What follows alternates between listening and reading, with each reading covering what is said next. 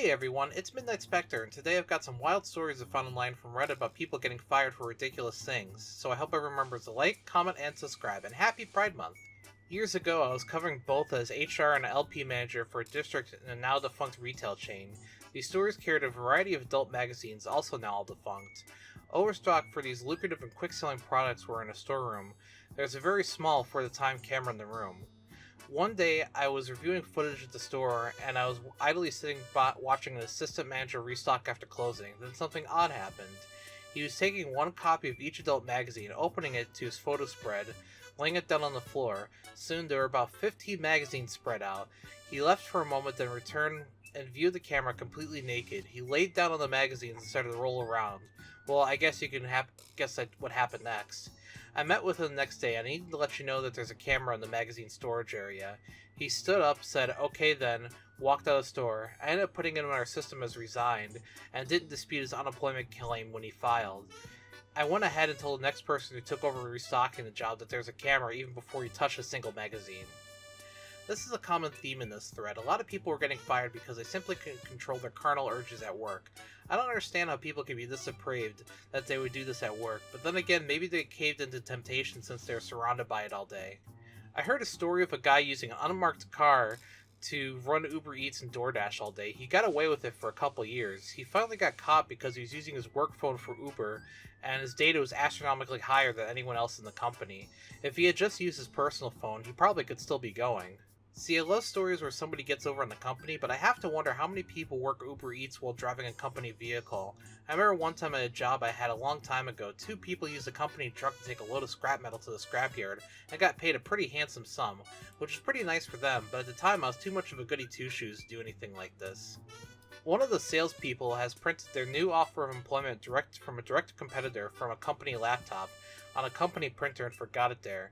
She was not the sharpest tool in the shed.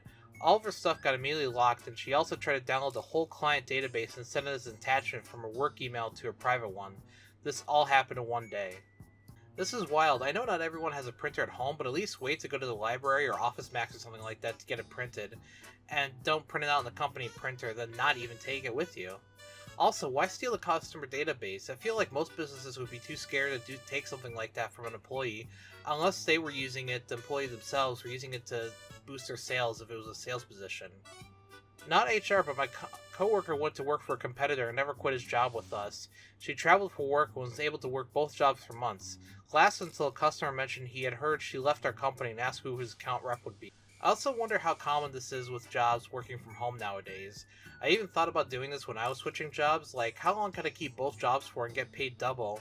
And then I thought about the taxes and how they may play out, and I would feel bad if something happened, and then there's the whole fallout from it, and how I would deal with it, to be honest. I didn't want to deal with any of that. We had a very nice HR lady who was absolutely spoiled one of the employees in a wholesome way. He was a young immigrant boy who desperately needed a job, about 15 years old. So she'd go out of her way to give him rides, encourage management to give him raises, and even made him some homemade meals. She eventually found out he was stealing all of our customers' credit card information and running them out dry, which is why we had been receiving so many criminal reports regarding our company. Not only this, but he would flat out steal their purses and wallets while they were there. I'm talking hundreds of thousands mysteriously missing from our customers in a matter of a few months. It absolutely broke her heart when she had to fire him and report him to the police. He was immediately arrested for a large number of crimes and deported. That's awful. I feel bad for people who are super nice and then someone will end up getting stabbed in the back for their kindness. Kind of makes you wonder why the world is like this nowadays, and that's probably the reason why. Because a lot of people probably used to be kind to people, and then some shady characters entered the scene and used people's kindness against them. I myself try to be kind to everyone because I keep thinking back to, if I was in their shoes, I would want someone to do something for me, and hope that someday they will either pay it forward or come to me in my time of aid. Well, I hope everyone remembers to like, comment, and subscribe, and sorry for the short video this week. It's been a very busy week for me, but hopefully next week is better. Until then, see you!